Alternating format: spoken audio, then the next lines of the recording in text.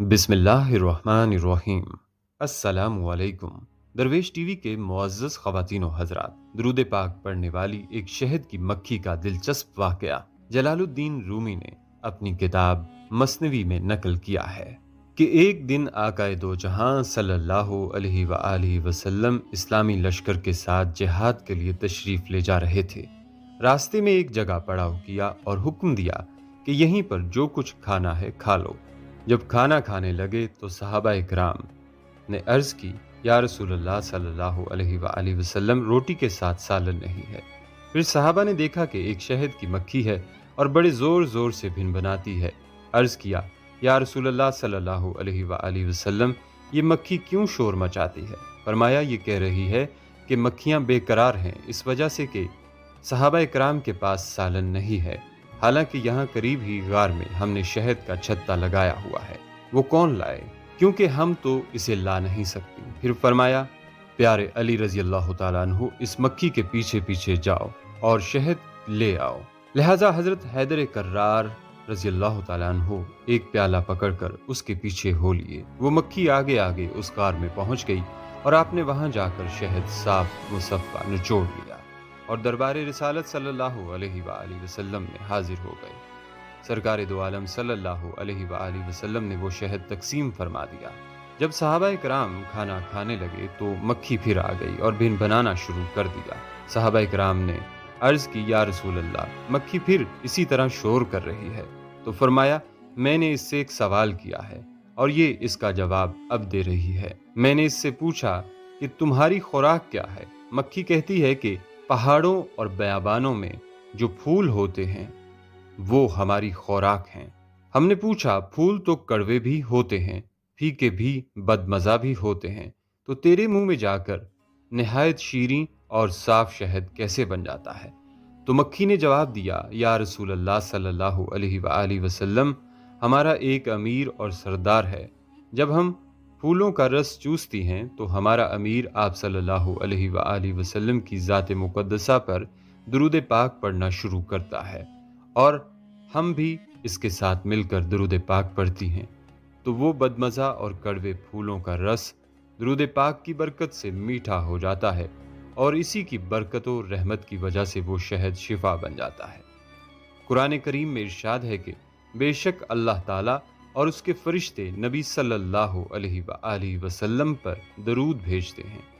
اے ایمان والو، تم بھی محمد صلی اللہ علیہ وآلہ وسلم پر درود بھیجا کرو اور خوب سلام بھیجا کرو۔ اللہ تعالیٰ فرماتے ہیں، جو شخص ایک مرتبہ رسول اللہ صلی اللہ علیہ وآلہ وسلم پر درود بھیجتا ہے تو میں اس پر 10 بار رحمت بھیجتا ہوں۔ ناظرین گرامی، آسٹریلیا میں ایک دفعہ ایک ماہر مگز پانی یعنی مکھیاں پالنے والے سے سوال کیا گیا کہ عام مکھیوں اور شہد کی مکھیوں میں کیا فرق ہے؟ تو اس کا جواب تھا، عام مکھیاں فطرتاً میٹھے کی طرف آتی ہیں جبکہ شہد کی مکھیاں میٹھے لاتی ہیں۔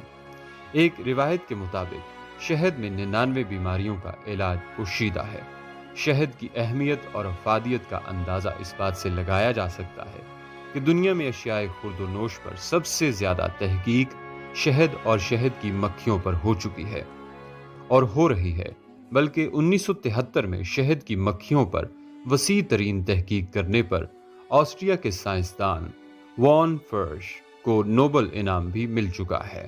محترم خواتین و حضرات، شہد کی مکھیوں کا رہن سہن اور گھروں یعنی چھتوں کا نظم و نسق اس منظم اور احسن طریقے سے چل رہا ہے جیسے کسی ترقی یافتہ ملک کا نظام سلطنت ہو، جس کو دیکھ کر انسانی عقل دنگ رہ جاتی ہے۔ مکھیاں چھتا بناتی ہیں جو سوراخوں کی شکل میں ہوتا ہے۔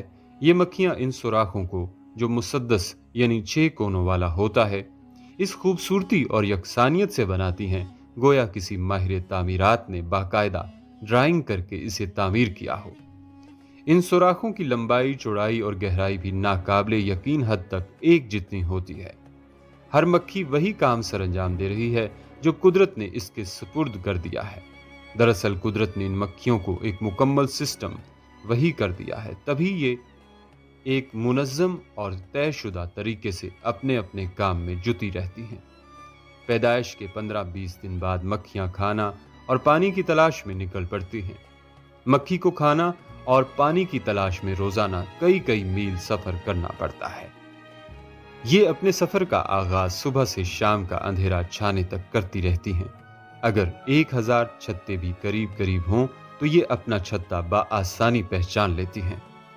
جب مکھیاں کھانے کے ذخائر کا کھوج لگا لیتی ہیں تو وہ مخصوص حرکات سے اپنی ساتھی مکھیوں کو اس کی اطلاع کر دیتی ہیں اور ذخائر کی سمت کا پتہ بھی بتا دیتی ہیں۔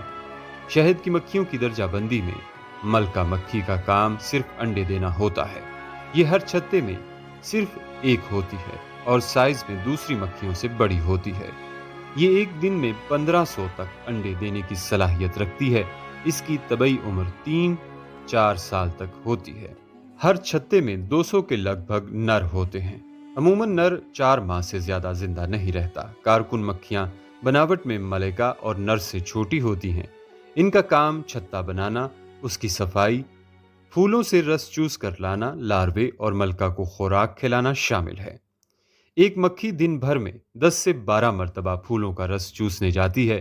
دلچسپ اور حیرت انگیز بات یہ ہے کہ ایک جدید تحقیق کے مطابق شہد کی مکھی میں 11 پیٹ ہوتے ہیں، جس میں سے 3 شہد اور 8 میں مختلف قسم کے انزائم اور ادویات موجود ہوتی ہیں۔ اللہ تعالیٰ نے مکھیوں کو دیکھنے کی خصوصی طاقت بخشی ہے، جس کے سبب یہ روشنی کی ان لہروں کو بھی دیکھ سکتی ہیں جن کو انسان نہیں دیکھ سکتا۔ ان میں سونگھنے کی صلاحیت حیران کن حد تک پائی جاتی ہے۔ یہ 2 میل کے فاصلے سے بآسانی سونگھ لیتی ہیں۔ یہ جب واپس اپنے چھتے میں آتی ہیں تو محافظ یعنی کارکن مکھیاں انہیں باقاعدہ چیک کرتی ہیں کہ وہ مبادن اپنے ساتھ کسی قسم کا زہریلا مادہ تو نہیں لائیں۔